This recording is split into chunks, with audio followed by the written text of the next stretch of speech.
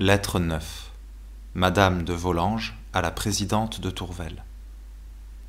Je n'ai jamais douté, ma jeune et belle amie, ni de l'amitié que vous avez pour moi, ni de l'intérêt sincère que vous prenez à tout ce qui me regarde. Ce n'est pas pour éclaircir ce point, que j'espère convenu à jamais entre nous, que je réponds à votre réponse. Mais je ne crois pas pouvoir me dispenser de causer avec vous au sujet du vicomte de Valmont. Je ne m'attendais pas, je l'avoue, à trouver jamais ce nom-là dans vos lettres. En effet, que peut-il y avoir de commun entre vous et lui? Vous ne connaissez pas cet homme? Ou auriez-vous pris l'idée de l'âme d'un libertin? Vous me parlez de sa rare candeur. Oh oui, la candeur de Valmont doit être en effet très rare. Encore plus faux et dangereux qu'il n'est aimable et séduisant. Jamais de sa plus grande jeunesse il n'a fait un pas ou dit une parole sans avoir un projet, et jamais il n'eut un projet qui ne fût malhonnête ou criminel. Mon ami, vous me connaissez. Vous savez si des vertus que je tâche d'acquérir, l'indulgence n'est pas celle que je chéris le plus.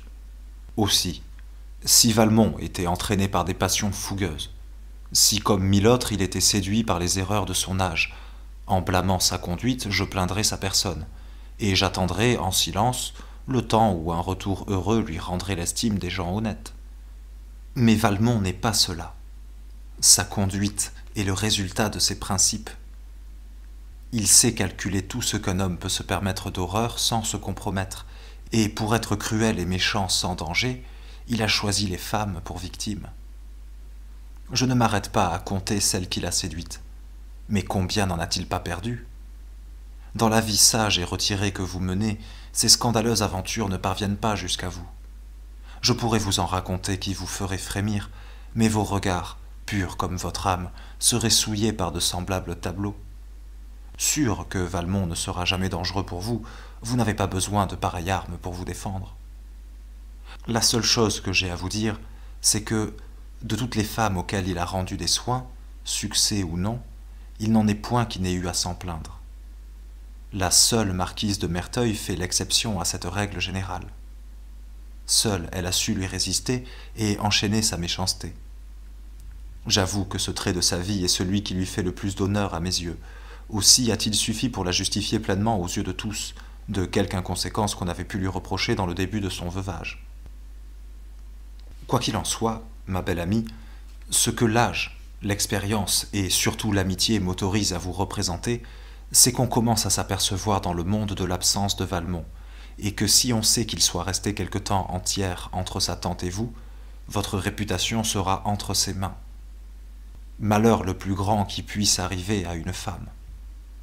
Je vous conseille donc d'engager sa tante à ne pas le retenir davantage, et s'il s'obstine à rester, je crois que vous ne devez pas hésiter à lui céder la place. Mais pourquoi resterait-il? Que fait-il donc à cette campagne? Si vous faisiez épier ses démarches, je suis sûr que vous découvririez qu'il n'a fait que prendre un asile plus commode pour quelque noirceur qu'il médite dans les environs. Mais, dans l'impossibilité de remédier au mal, contentons-nous de nous en garantir. Adieu, ma belle amie. Voilà le mariage de ma fille un peu retardé. Le comte de Gercourt, que nous attendions d'un jour à l'autre, me mande que son régiment passe en Corse, et comme il y a encore des mouvements de guerre, il lui sera impossible de s'absenter avant l'hiver. Cela me contrarie, mais cela me fait espérer que nous aurons le plaisir de vous avoir à la noce, et j'étais fâché qu'elle se fît sans vous. Adieu. Je suis sans compliment comme sans réserve, entièrement à vous. PS. Rappelez-moi au souvenir de Madame de Rosemonde, que j'aime toujours autant qu'elle le mérite. 11 août.